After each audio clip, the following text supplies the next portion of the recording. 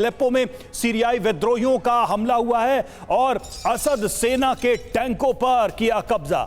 2 और T-90A और T-72M tank पर कब्जा किया है। अल्हम्दुलिल्लाह, अल्हम्दुलिल्लाह, अल्हम्दुलिल्लाह।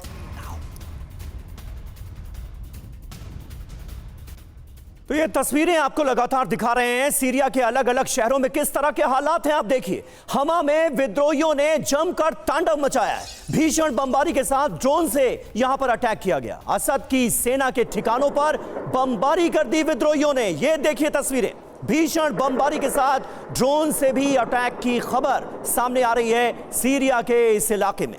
और सीरिया में ईरानी मिलिशिया को बड़ा झटका लगा है। कमांडर को घायल होने के बाद पकड़ा और ईरानी मिलिशिया समूह के ज्यादातर लड़ाके मारे गए।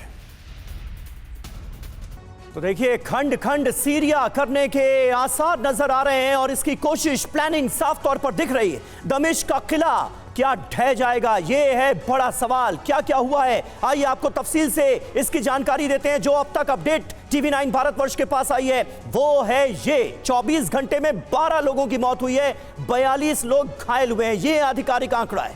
50 से ज्यादा सीरियाई सैनिकों की कर दी गई है निर्ममता से हत्या। सेना के अड्डे पर कब्जा कर हथियार जब्त कर लिए गए। ये इस वक्त की स्थिति है। और देखिए कि HTS लड़ाके कहां कहां पर हैं, जरा ये भी देख लेते हैं। तो विद्रोही HTS के लड़ाके तेजी से आगे बढ़ रहे हैं। एक दिन में HTS ने 150 किलोमीटर का इलाका जीत लिया। राजधानी दमिश्क से सिर्फ 150 किलोमीटर वो दूर हैं। दमिश्क पर कब्जा करने के लिए वो आगे बढ़े। फिलहाल हमा की तरफ आगे बढ़ रहे हैं लड़ाके और एलेप्पो पर पहले ही HTS विद्रोहियों का कब्जा हो गया। रिफात शहर के ज्यादातर इलाकों पर उनका नियंत्रण हो गया है। तो ये स्थिति है फिलहाल अगर देखा जाए विद्रोही गुटों की। जी हां, और रूस के हथियार, विद्रोहियों का कब्जा, ये एक बहुत इंपॉर्टेंट पॉइंट है जिसे हमें नजरअंदाज नहीं करना चाहिए, क्योंकि रूस सीरिया के साथ इस मुश्किल वक्त में खड़ा हुआ है। देखिए, विद्रोहियों का कब्जा किन रूसी हथियारों पर हो चुका है। Mi-8 हेलीकॉप्टर पर विद्रोहियों ने कब्जा कर लिया। एक L-39 एयरक्राफ्ट जो है वो भी विद्रोहियों के कब्जे में आ चुका है। इसके अलावा S-200 एयर डिफेंस सिस्टम, ये रूसी एयर डिफेंस सिस्टम भी इस वक्त विद्रोहियों के कब्जे में है। पंतशीर S-1 मिसाइल सिस्टम भी विद्रोहियों के कब्जे में आ गया है। जगह जगह हमले हो रहे हैं, हथियारों पर कब्जा किया जा रहा है। बिल्कुल। इसके अलावा ZSU-23-4 शिल्का आर्मर्ड व्हीकल, एक अबाबिल 3 ड्रोन, ये सारी चीजें उनके नियंत्रण में हो। और आप देखिए कि न सिर्फ जमीन बल्कि हथियारों में भी किस तरीके से कब्जा किया जा रहा है इन गुटों के द्वारा। ओपी तिवारी सर, बात जहां से चली थी कि क्या ये जो ट्रेडिशनल रिफ्ट है इस पूरे इलाके में, यानी कि शिया मिलिशिया, सुन्नी मिलिशिया, इन्होंने इतना बड़ा ग्राउंड तैयार कर दिया है जिसमें ये दुनिया की महाशक्तियां खेल रही हैं जैसा खेलना चाहे वो रूस हो, चाहे वो अमेरिका हो। क्योंकि हम ये देख रहे हैं कि असद को समर्थन इसलिए मिल रहा है क्योंकि वो शिया शासक रहे हैं, उनके पिता रहे हैं,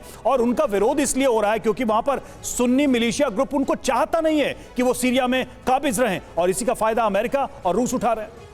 देखिए रवि, सीरिया में 2010 के बाद जितने डिफरेंट ग्रुप्स बने हैं, सीरियन डेमोक्रेटिक फोर्स ले लीजिए, सीरिया इंटरिम गवर्नमेंट ले लीजिए, इस तरीके से ISI ले लीजिए या इस्लामिक ले लीजिए, HIS ले लीजिए, इन सबों ने करीब 20 से 25% सीरिया का कब्जा कर रखा है और अपने कंट्रोल में रखा हुआ है। पर्टिकुलरली जो नॉर्थ ईस्ट है वो अमेरिकन सपोर्टेड है, SDF से है। अब जो टेररिस्ट ऑर्गेनाइजेशन, इन सारे टेररिस्ट ऑर्गेनाइजेशन को डिफरेंट कंट्री से हेल्प मिलता है। वो मान लीजिए USA कहिए, इजराइल कहिए, जॉर्डन कहिए, अरब कहिए, टर्की कहिए, सब अपने अपने एक ग्रुप को सपोर्ट कर रहे हैं और किस तरीके से उनको एक्टिव रख रहे हैं ताकि जमा रहे। और जहाँ तक अब रूस और ईरान का सवाल है, क्लियर है, वो असद ग्रुप के साथ है। ये जो डिक्टेटरशिप जो है, चतुर्वेदी साहब बता रहे थे कि 40-45 साल से ज़्यादा इनका रूल चल रहा है, तो जनता इनसे काफ़ी परेशान थी।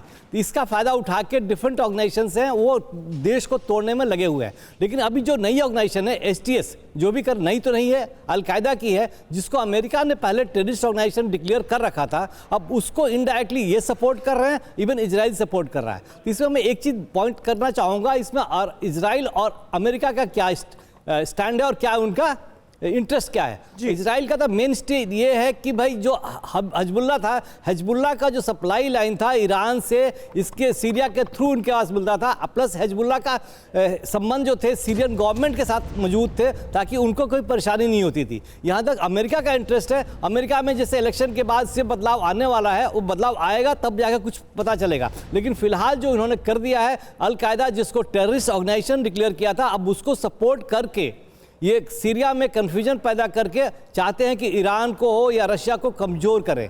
तो इतनी टेररिस्ट ऑर्गेनाइजेशन है कि कुछ दिनों तक चलती रहेगी, कुछ दिनों के बाद ये आपस में लड़ने लगेगी कि क्या कब्जा होगा, कैसे होगा। बट फिलहाल सरकार को रशिया की और ईरान का फुल सपोर्ट चाहिए ताकि इन ऑर्गेनाइजेशन को दबा सके।